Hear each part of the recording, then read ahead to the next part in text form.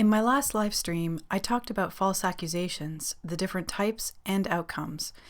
However, I inadvertently left out sports as an arena where false accusations are common. In this video, I have, unfortunately, a worst-case scenario of an outcome for a sex abuse allegation made in the sports world. 33-year-old John Coughlin, a beloved and highly respected champion U.S. figure skater, TV analyst, professional council member, and skate coach, tragically committed suicide the day after an organization called SafeSport suspended him from working or participating anywhere having anything to do with skating. It all started with a notice of allegation delivered to John by SafeSport on December 17, 2018, including a notice of restricted movements as an interim measure.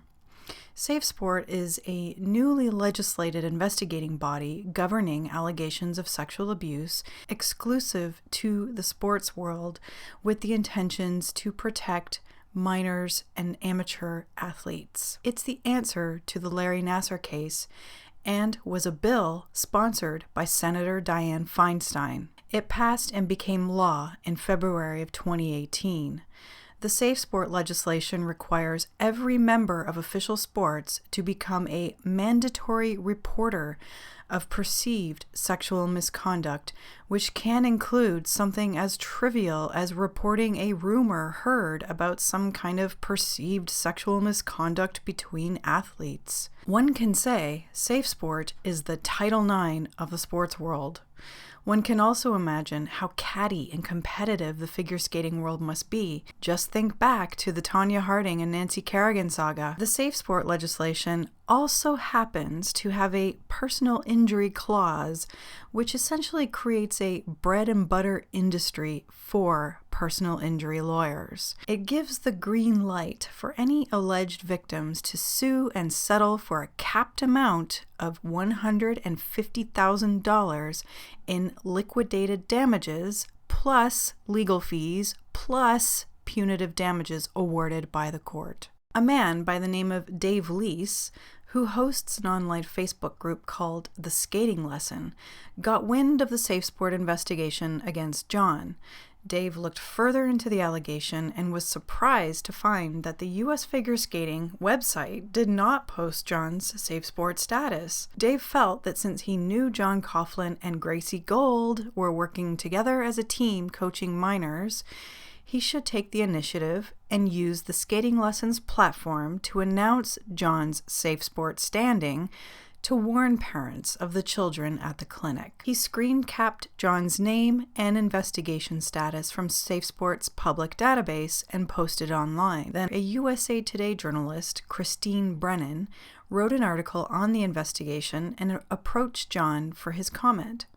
John's response was this: "While I wish I could speak freely about the unfounded allegations levied against me, the SafeSport rules prevent me from doing so since the case remains pending. I note only that the SafeSport notice of allegation itself stated that an allegation in no way constitutes a finding by SafeSport or that there is any merit to the allegation." While John was gagged from talking about the circumstances of the allegations against him, both the journalist, Christine Brennan, and the Skating Lesson Facebook page continued to post updates on the investigation for all of their followers to see, including the fact that since the first USA Today article was published, multiple new alligators came forward. Well, this fueled the Pitchfork posse, also known as social media trolls and bullies, who have never heard the term innocent until proven guilty. And they've clearly never understood the concept of one's civil liberties and security of the person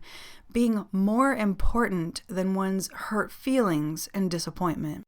Hey there, do you find this content valuable, informative, and thought-provoking? If you do, there are links in the description bar for multiple ways to support my work. Donations help to sustain the production of content that informs and inspires viewers like you. Support what you value by contributing one-time or monthly recurring. Buy merchandise to take a stand and start a new conversation. And last but not least, subscribe to this channel, like, comment, and share to help this channel grow. The social media world blew up and out of control. People who didn't even know who John Coughlin was pronounced him to be a pedophile and a pervert, etc., creating an atmosphere John simply could not bear, in conjunction with his inability to work and make money in the industry he loved and knew, figure skating. If you're interested in hearing a conversation between the two people who fueled the fire for this devastating backlash against this young man's life and livelihood, you may want to go on over and watch this recently recorded interview between Dave Lease of The Skating Lesson and Christine Brennan of USA Today. Together, they try to make sense of what happened while defending SafeSport and their own agendas to report on John Coughlin the way that they did. Christine notes that a SafeSport spokesman has reportedly said that it will be unlikely the investigation will continue. What he's essentially saying is that now that the alleged problem is gone, there is no more risk. Let that soak in.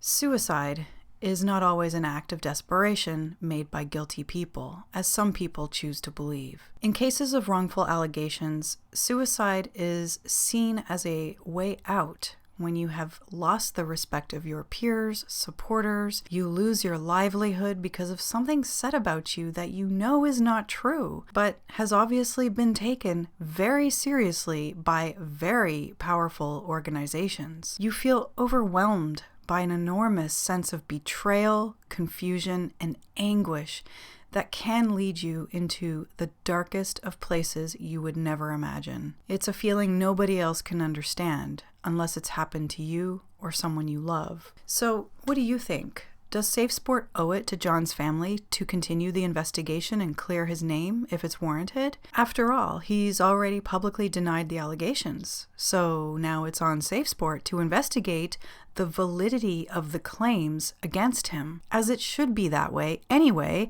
and never on the accused to prove his innocence. Also, do you think it's wrong for SafeSport to be publishing such information before the result of an investigation? If you would like to support John Coughlin's family, there is a way in this time of immense pain and loss for the family. You can contribute to their GoFundMe page set up by his coach on behalf of his sister. The link is in the description bar below, but I don't know how long the link will be active for. And also, if you would like to stand up for the presumption of innocence, you might want a t-shirt to take a stand and tell the world. A link to the merchandise is also in the description below.